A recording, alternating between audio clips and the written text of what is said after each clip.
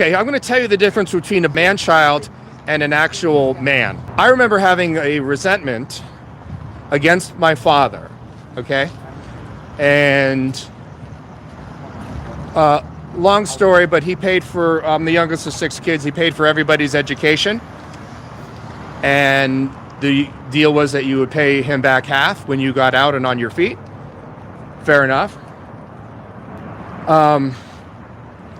But he started with me, and then he backed out of the deal. You didn't clean that accident up real well. So Police are following us, Jen. I was pissed at my father for well over a decade of not giving me the same opportunity as he did the other 5 siblings. However, so I carried that around for over a decade. Not very healthy, not a very good thing to be holding resentments. When I actually got to take a look at the behaviors that I perpetrated that actually caused my father to pull the plug on my education, I got to see my part in this of racing. I mean, I wrecked my dad's car. He had a Lincoln Mark 7. I was racing his car, totaled his car. I would quit a job before getting another job. I lived at home. You know, there were a host of things that I did and fucked up on that I never looked at. And when I looked at them, it made perfect sense of why my dad did exactly what he did. But it's not until I looked at my own behavior that I got to see, that I got to become free of why my dad was acting that way. The same thing applies to police. All they do is sit here and go, you guys run an anti-cop streaming vlog. I had no problem with that first supervisor that we were talking to at the end. No problem whatsoever, and we were cordial AF. However, it didn't. The LAPD or police in general have the utter inability to see their part in any of this. And that is the most immature, childish view, because that's the only way that I can describe it, as immature and childish. And you're not manning up and taking a look at your own part in the equation. And they refuse, and they are children. So I hope you never have to call the cops. So if I work for the Board of Health and I come in and I do inspections on restaurants, fast food, sit down, fine dining, the whole gamut, and I come in and I give somebody a D rating, and I'm like, there's cockroaches in the back, you guys need to clean this up. Does the restaurant owner go, I hope you never have to go out and eat ever again? No, that's your job, man.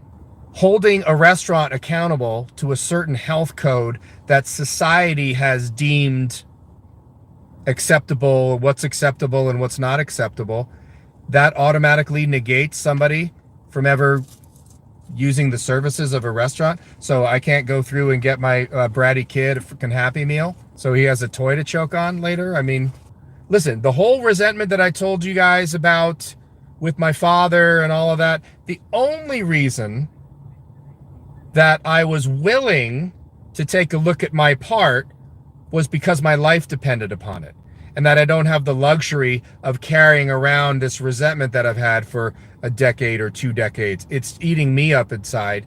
You know, the classic line is, a resentment is like drinking poison and waiting for the other person to die. The resentment only affects me. It doesn't affect the other person.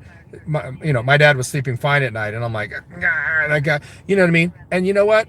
At the end of the day, were my parents perfect parents? No parent is. And my parents did the best they could with what they had. They were born in 1925. There was a double generation gap. My parents were in their 40s when I was born. And you know what? You know what the coolest thing is? Despite all of the headbutting that I did with my father, I made sure that we cleared that all up, man. Man to man, eye to eye. And as a result, and I got to, you know, show up and go back to my parents' house sometimes and sit and watch the Yankee games and stuff like that in October with my dad, and do a little bit of late life bonding with my dad. And when I got the call from my sister that dad's on hospice and they're giving him morphine and you better get on a plane right now,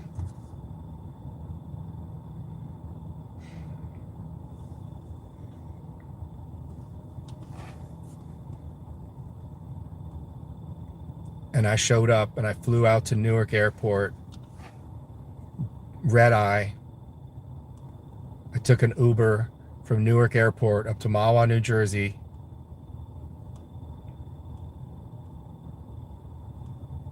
And as I rolled up into the driveway, my sister said, Dad just passed 15 minutes ago. You missed it. And she didn't mean it but, and you know what? I had no unresolved business with my father.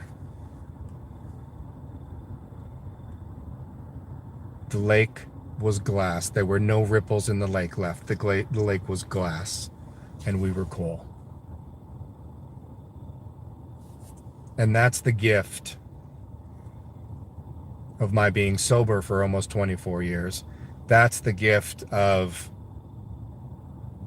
being a man and manning up and doing the uncomfortable thing of having those conversations with my father.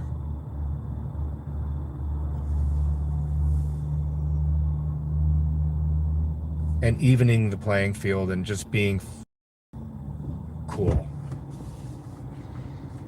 And having no further ill will towards him or for him towards me.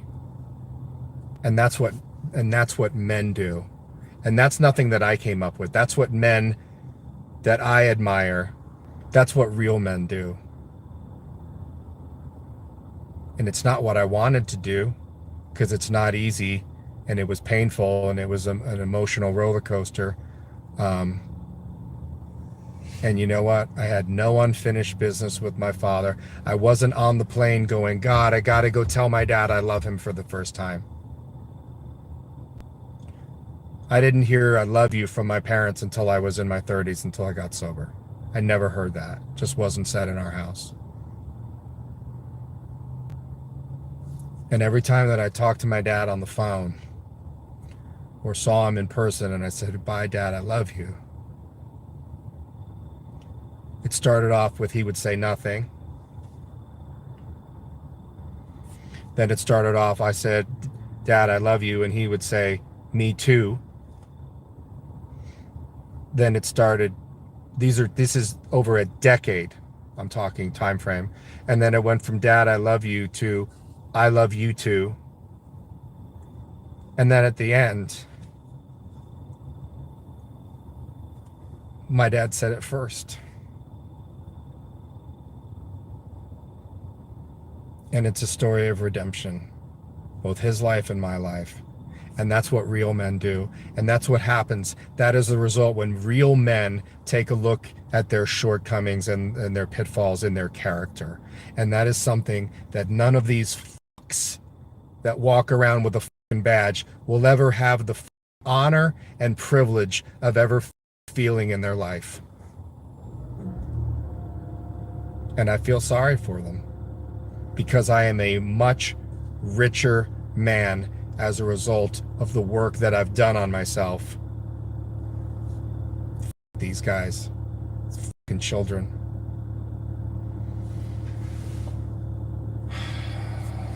All right. That was. I love you guys.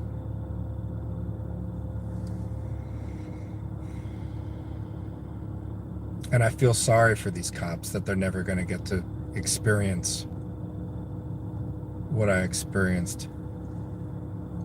And you know what? My dad was a lawyer.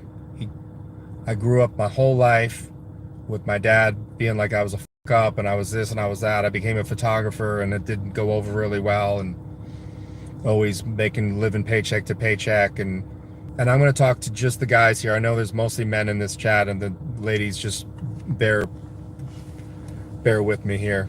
As a man, all I ever wanted my dad to say to me, and I never knew this until I knew this from men that did this work before me, was all I ever wanted my dad to say was, "Hey kid, good job."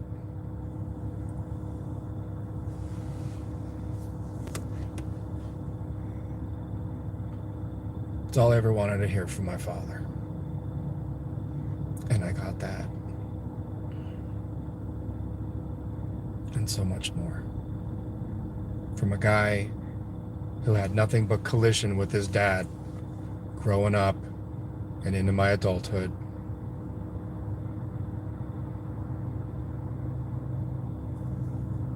And these guys, this is some advanced level. These guys are children, man. They're not real men.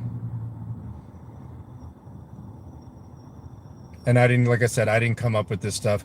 This was done by men and women before me, of what it's like to be a person of fucking character. And they know nothing about fucking character.